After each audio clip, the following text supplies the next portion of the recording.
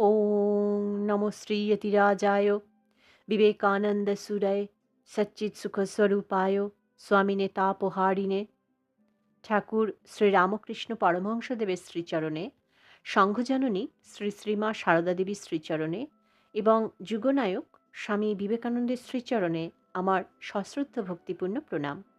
নমস্কার। শ্রদ্ধেয় স্বামী শান্তরূপানন্দজি মহারাজের লেখা বিবেকানন্দ চিত্রকথা বইটি থেকে আজ দ্বিতীয় পর্ব পাঠ করে শোনাব। ঈশ্বরকে কি দেখা যায়? এখন থেকে বিলেকে আমরা নরেন্দ্রনাথ বলবো। 1880 খ্রিস্টাব্দে নরেন্দ্রনাথ প্রবেশিকা পরীক্ষায় প্রথম বিভাগে পাশ করেন। তারপর প্রেসিডেন্সি কলেজের সাধারণ বিভাগে ভর্তি হন। অল্প কিছুদিন পরে অসুবিধার জন্য বাড়ির কাছে জেনারেল অ্যাসেম্বলিজ ইনস্টিটিউশনে তাকে নিয়ে আসা হয়। এখন এই কলেজের নাম স্কটিশ চার্চ কলেজ। এখান থেকে তিনি 1881 খ্রিস্টাব্দে এফএ এবং পরে 1884 খ্রিস্টাব্দে বিএ পাশ করেন।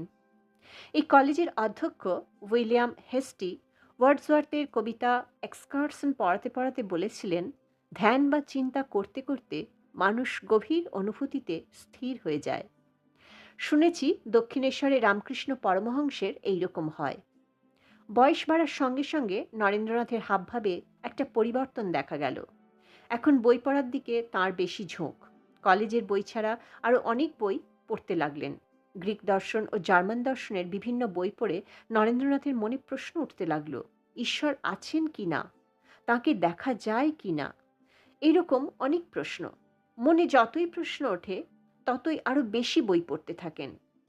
শুধু বই পড়ে তো আর ঈশ্বরকে জানা যায় না। তাই নরেন্দ্রনাথের মনে হলো, ঈশ্বর যদি সত্যি হন তাহলে অবশ্যই তার প্রত্যক্ষ অনুভূতি সম্ভব। ছেলেবেলা থেকেই তার ভগবানে বিশ্বাস ছিল, এখন আরও তীব্র আকার ধারণ করল। পড়ার ঘরে একা থাকতেন, প্রায় ধ্যানে কাটাতেন আর পবিত্র জীবনযাপন করতেন। এই সময় তিনি ব্রাহ্ম সমাজে যাতায়াত আরম্ভ করেন।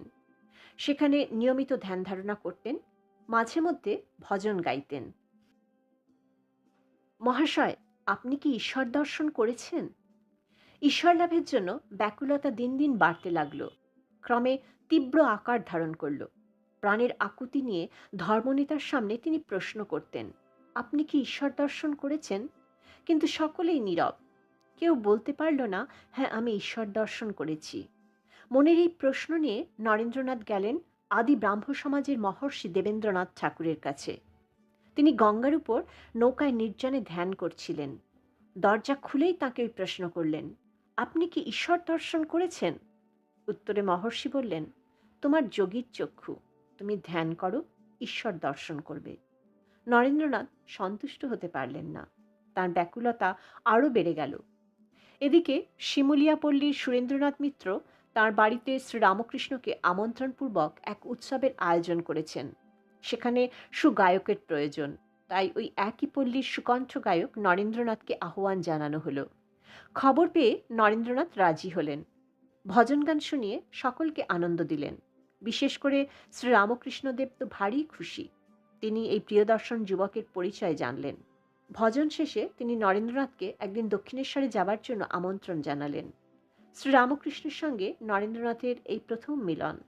তখন 1881 খ্রিস্টাব্দের নভেম্বর মাস। শ্রীরামকৃষ্ণের ভক্ত রামচন্দ্র দত্ত নরেন্দ্রনাথের আত্মীয়। তিনি একদিন বললেন, দেখো নরেন, যদি ধর্মলাভ করতে চাও আর এখানে ওখানে না ঘুরে দক্ষিণেশ্বরে রামকৃষ্ণ পরমহংসদেবের কাছে যাও। নরেন্দ্রনাথের মনে পড়ল শ্রীরামকৃষ্ণের সেই আহ্বান, একদিন দক্ষিণেশ্বরে যেও। হ্যাঁ, আমি ঈশ্বর দর্শন করেছি।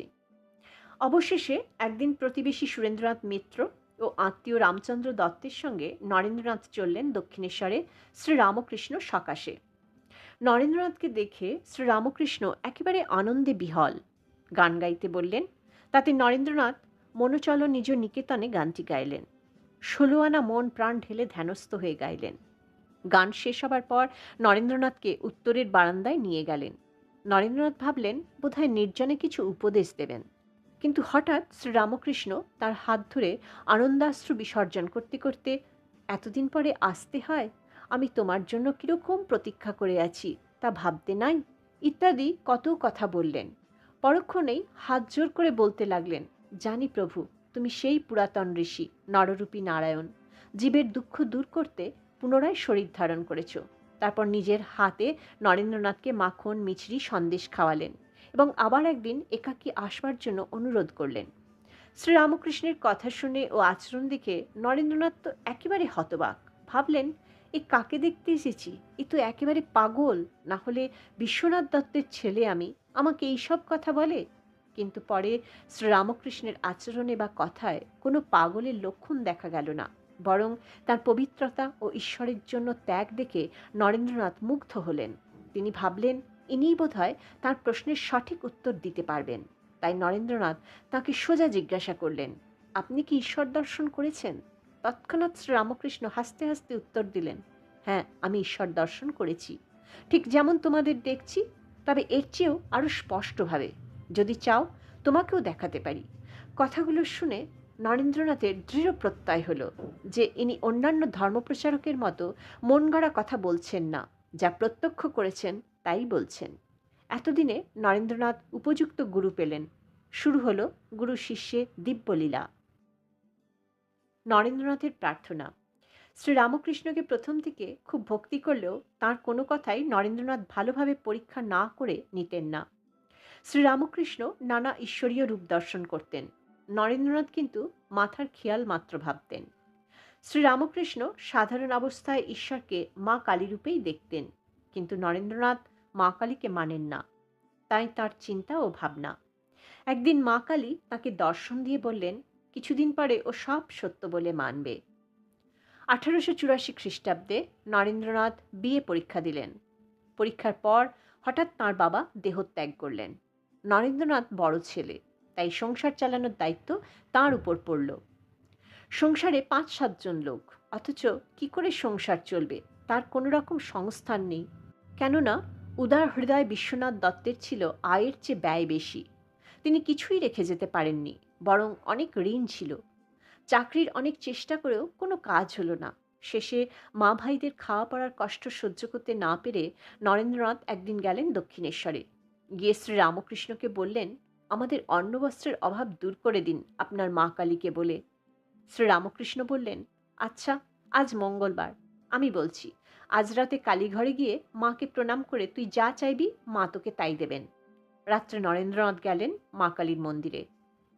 মন্দিরের মাকে সত্য সত্যই জীবন্ত রূপে দেখতে পেলেন। ভক্তিতে গদগদ হয়ে বারবার মার শ্রীচরণে প্রণাম করে প্রার্থনা করলেন, মা, বিবেক দাও, বৈরাগ্য দাও, জ্ঞান দাও, ভক্তি দাও। আনন্দে ভরপুর হয়ে ফিরে এলেন। সব শুনে শ্রীরামকৃষ্ণ তাকে আবার পাঠালেন মন্দিরে। এবারেও সেই একই প্রার্থনা, বারবার 3 বার ওই একই রকম হলো। নরেন্দ্রনাথ ভাবলেন, এ বুঝি শ্রীরামকৃষ্ণের খেলা। তখন তাকে চেপে ধরলেন, এখন আপনাকেই বলতে হবে যে আমার মা ভাইদের খাওয়া পড়ার অভাব থাকবে না। শ্রীরামকৃষ্ণ বললেন, আচ্ছা যা, তোদের মোটা ভাত কাপড়ের অভাব কখনো হবে না। বরানগর মঠ। 1885 খ্রিস্টাব্দের মাঝামাঝি শ্রীরামকৃষ্ণের গলায় দুরারোগ্য ব্যাধি দেখা দিল। সুচিকিৎসার জন্য তাকে উত্তর কলকাতার শ্যামপুকুরে এক ভাড়া বাড়িতে আনা হলো। বিখ্যাত ডাক্তার মহেন্দ্রলাল সরকার তাকে দেখতে আসেন। কয়েক মাস পরে তাকে কাশীপুরে এক বাগান বাড়িতে নিয়ে যাওয়া হয়। গৃহস্থ ভক্তেরা খরচপত্র দিতেন, আর যুবক ভক্তেরা সেবার ভার নিলেন। যুবক ভক্তদের নেতা নরেন্দ্রনাথ, তিনি ঠিক করে দেন কখন কে কি করবে। আবার কাজের ফাঁকে ফাঁকে গুরুভাইদের নিয়ে ধ্যান ধারণা শাস্ত্রপাঠ করতেন। একদিন শ্রীরামকৃষ্ণের কাছে নরেন্দ্রনাথ চুপ করে দাঁড়িয়ে আছেন। শ্রীরামকৃষ্ণ জিজ্ঞাসা করলেন, কি চাস বলতো? নরেন্দ্রনাথ বললেন, সুখদেবের মতো দিনরাত ধ্যানে ডুবে থাকতে চাই। অমনি শ্রীরামকৃষ্ণ বলে উঠলেন, তোর লজ্জা করে না বারবার ওই কথা বলতে? কোথায় একটা বিরাট বটগাছ হয়ে জগতের লোককে শান্তির ছায়া দিবি তা নয়, শুধু নিজের শান্তি মুক্তি চাইছিস। আরেকদিন শ্রীরামকৃষ্ণ বললেন, নরেন্দ্র লোক শিক্ষা দিবে। নরেন্দ্রনাথ প্রতিবাদ করে বললেন, আমি ওসব পারবো না। তখন শ্রীরামকৃষ্ণ হেসে বললেন, তুই কি পারবি? তোর ঘাড় পারবে। মা ঘাড়ে ধরে তোকে দিয়ে করিয়ে নেবেন। এদিকে শ্রীরামকৃষ্ণের শরীর ক্রমশই খারাপের দিকে। দেহত্যাগের 2-4 দিন আগে তার সমস্ত শক্তি নরেন্দ্রনাথের মধ্যে সঞ্চারিত করে বললেন, আজ তোকে আমার সর্বস্ব দিয়ে ফকির হয়ে গেলাম। এই শক্তি দিয়ে তুই জগতের কল্যাণ সাধন করবি। এ কাজ শেষ হবার আগে তোর ফিরে যাওয়া হবে না। 1886 খ্রিস্টাব্দের 16ই আগস্ট শ্রীরামকৃষ্ণ দেহত্যাগ করেন। দেহত্যাগের আগেই শ্রীরামকৃষ্ণ যুবক ভক্তদের ত্যাগের মন্ত্রে দীক্ষিত করে গেছেন। এখন তাঁরা ঘর বাড়ি ছেড়ে এসে সন্ন্যাসী হলেন। বরানগরে একটা পুরনো ভাঙা বাড়ি ভাড়া নিয়ে মঠ করা হলো। লোকে বলতো ভূতের বাড়ি। এখানে তাঁরা খুব সাধন ভজন করতেন। পূজা পাঠ, শাস্ত্র আলোচনা, ধ্যান ধারণা ও সংকীর্তনে দিনরাত কেটে যেত। পরিব্রাজক বিবেকানন্দ। এখন থেকে আমরা নরেন্দ্রনাথকে স্বামী বিবেকানন্দ বা স্বামীজি বলবো। কিছুদিন পর স্বামীজি তীর্থ ভ্রমণে যান। কাশী, বৃন্দাবন, হরিদ্বার প্রভৃতি স্থান দর্শন করে বরানগর মঠে ফিরে আসেন। কাশীতে একটি মজার ঘটনা ঘটেছিল। একদিন স্বামীজি দুর্গা মন্দির হতে ফিরছেন। হঠাৎ একপাল বানর তাড়া করল। তিনি দৌড়তে লাগলেন, কিন্তু বানরেরা আর পিছু ছাড়ে না। এমন সময় এক বৃদ্ধ সন্ন্যাসী ডেকে বললেন, থামো, জানোয়ারদের সামনে রুখে দাঁড়াও। তখন স্বামীজি ফিরে দাঁড়ালেন। অমনি বানরগুলো পালিয়ে গেল। পরবর্তীকালে আমেরিকায় বক্তৃতা দেওয়ার সময় ওই ঘটনার উল্লেখ করে বলতেন, রুখে দাঁড়াও, কখনো পালিয়ে যেও না। 1890 খ্রিস্টাব্দে জুলাই মাসে গুরুভাই স্বামী অখণ্ডানন্দকে সঙ্গে নিয়ে স্বামীজি বেরিয়ে পড়লেন হিমালয় অভিমুখে। শুরু হলো তাঁর পরিব্রাজক জীবন। কাশী, অযোধ্যা অতিক্রম করে তারা পৌঁছালেন হিমালয়। আলমোড়া, ঋষিকেশ হয়ে গেলেন মিরাটে। সেখানে কয়েকজন গুরুভ্রাতা মিলে সাধন ভজনে বেশ কিছু সময় কাটালেন। তারপর স্বামীজি একদিন বললেন, এবার আমায় একলা যেতে হবে, তোমরা কেউ আমার সঙ্গে যাবে না, সন্ধানও করবে না। দণ্ড কামণ্ডলু হাতে নিয়ে স্বামীজি একাকী বেরিয়ে পড়লেন ভারতবর্ষকে আরো ঘনিষ্ঠভাবে জানতে। আলোয়ার, আজমির, জয়পুর, খেত্রি, জুনাগড়, পোরবন্দর, বোম্বাই, মহীশূর, রামেশ্বর প্রভৃতি স্থান হয়ে স্বামীজি ভারতের দক্ষিণ প্রান্তে এসে পৌঁছালেন। এই সময় তিনি হিন্দু, মুসলমান, ব্রাহ্মণ, চাণ্ডাল, ধনী দরিদ্র প্রভৃতি সকলের বাড়িতেই থেকেছেন। তিনি দেখলেন দারিদ্র্যে, অশিক্ষায় সারা ভারতবর্ষ জর্জরিত। ভারত তখন পরাধীন। নিজেদের সুপ্রাচীন সংস্কৃতিতে আস্থা হারিয়ে পাশ্চাত্য সভ্যতার জড়বাদকে গ্রহণ করতে সে উদ্যত। তিনি অনুভব করলেন এই নিদ্রিত ভারতকে আবার জাগাতে হবে, নচেত ভারতের মৃত্যু অবধারিত। কন্যাকুমারীতে দরিদ্র ভারতবাসীর চরম দুর্দশা দেখে স্বামীজির বুক ভরে গেল অপার করুণা ও সমবেদনায়। ভারতের এক প্রান্ত থেকে অপর প্রান্তে ঘুরতে ঘুরতে তিনি দিনের পর দিন এই দুর্দশার প্রতিকারের উপায় চিন্তা করতে লাগলেন। এই চিন্তায় তার মন এতই আলোড়িত হয়েছিল যে অনেক রাত্রে ঘুমোতে পারেননি। শেষে তিনি 1893 খ্রিস্টাব্দের প্রারম্ভে ভারতের একেবারে দক্ষিণ প্রান্তে কন্যাকুমারীর মন্দিরে পৌঁছালেন। মাকে দর্শন ও প্রণাম করলেন।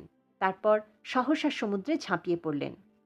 সাঁতার কেটে মূল ভূখণ্ড হতে বিচ্ছিন্ন সমুদ্র মধ্যে ভারতের শেষ শিলাখণ্ডের উপর বসলেন। সামনে প্রসারিত ভারতের দিকে চাইলেন। ভারতের অতীত গরিমা, বর্তমান অবনতি ও দুর্দশা এবং ভবিষ্যতের চিন্তা তার মনে তরঙ্গায়িত হয়ে উঠল। বাইরে তরঙ্গমালায় সমুদ্র বিক্ষুব্ধ, আর বিবেকানন্দের হৃদয় উদ্বেলিত দেশবাসীর প্রতি সমবেদনার তরঙ্গে। সহসা চিন্তা তরঙ্গ থেমে গেল। তিনি গভীর ধ্যানে মগ্ন হলেন। ধ্যান নেত্রে পথের সন্ধান পেলেন। বুঝলেন আধ্যাত্মিকতাই ভারতের প্রাণ। এই প্রাণশক্তি ক্ষীণ হওয়ার জন্যই এই অবনতি। তিনি বুঝলেন ভারতের নবজাগরণের জন্য প্রয়োজন তার আত্মবিশ্বাসের উদ্বোধন, দেশের প্রাচীন ঐতিহ্য ও সংস্কৃতিতে আস্থা ফিরিয়ে আনা এবং দরিদ্রদের অন্ন সংস্থানের ব্যবস্থা করা। আর এ উদ্দেশ্য সফল হবে যদি তিনি চিকাগো ধর্ম মহাসভায় যোগ দেন। 3-4 মাস আগেই তিনি শুনেছিলেন আমেরিকার চিকাগো শহরে এক ধর্ম মহাসভার আয়োজন হচ্ছে। সংকল্প স্থির করে আবার সাঁতার কেটে মূল ভূখণ্ডে ফিরে এলেন। সমুদ্রযাত্রা। কন্যাকুমারী থেকে রামনাথ হয়ে স্বামীজি গেলেন মাদ্রাজ শহরে। সেখানে তার অনেক ভক্ত ছিলেন। তাদের কাছে জানালেন যে তিনি চিকাগো ধর্ম মহাসভায় যোগ দিতে চান। স্বামীজির এই সংকল্পের কথা শুনে তারা খুব উৎসাহী হলেন, বিশেষ করে যুবকেরা। এই তরুণ সন্ন্যাসীর মুখে ভারতের নবজাগরণের বাণী শুনে তারা খুব অনুপ্রাণিত হলেন। চিকাগো ধর্ম মহাসভায় পৃথিবীর নানা দেশ থেকে নানা ধর্মের প্রতিনিধিরা যাবেন। পৃথিবীর সব ধর্মের প্রতিনিধি সেখানে যাবেন, কিন্তু হিন্দু ধর্মকে সেভাবে ডাকা হয়নি। স্বামীজি ঠিক করলেন তিনি হিন্দু ধর্মের হয়ে ওই ধর্ম মহাসভায় যোগ দেবেন। কিন্তু আমেরিকা যেতে হলে প্রচুর টাকার দরকার, আর স্বামীজি তো সর্বত্যাগী সন্ন্যাসী, তিনি অত টাকা পাবেন কোথা থেকে? তাই আলাসিঙ্গা পেরুমল ও অন্যান্য উৎসাহী যুবক ভক্তেরা টাকা তুলতে লাগলেন। নিজে কৃতনিশ্চয় হলেও স্বামীজি কিন্তু শ্রীরামকৃষ্ণের নির্দেশের অপেক্ষায় রইলেন। পরে একদিন দেখলেন শ্রীরামকৃষ্ণ সমুদ্রের উপর দিয়ে হেঁটে যাচ্ছেন আর তাকে হাতছানি দিয়ে ডাকছেন। তখন বুঝলেন শ্রীরামকৃষ্ণেরও ইচ্ছা তিনি আমেরিকা যান। এরপর শ্রীমা সারদা দেবীর কাছে আশীর্বাদ চেয়ে চিঠি দিলেন। শ্রী শ্রীমাও তাঁকে আমেরিকা যাবার অনুমতি দিলেন এবং অজস্র আশীর্বাদ জানালেন। শেষে 1893 খ্রিস্টাব্দের 31 মে স্বামী বিবেকানন্দ বোম্বাই বন্দরে জাহাজে উঠে আমেরিকা যাত্রা করলেন। স্বামীজির শিষ্য ক্ষেত্রীর রাজা যাত্রার আয়োজন ও পোশাক পরিচ্ছদের ব্যবস্থা করে দিয়েছিলেন। বোম্বাই ছেড়ে জাহাজ চলল আমেরিকার দিকে। কলম্বো, সিঙ্গাপুর, হংকং হয়ে জাপান, সব জায়গা থেকে স্বামীজি মাদ্রাজি শিষ্যদের উৎসাহ দিয়ে চিঠি লিখতেন। আজ এই পর্যন্ত। আশা করি আজকের এই পাঠ আপনাদের সবার ভালো লেগে থাকবে। মায়ের কৃপায় আপনারা সবাই ভালো থাকবেন, সুস্থ থাকবেন, আনন্দে থাকবেন। ওম শান্তি শান্তি শান্তি। হরি ওম তৎসৎ। শ্রীরামকৃষ্ণ অর্পণমস্তু।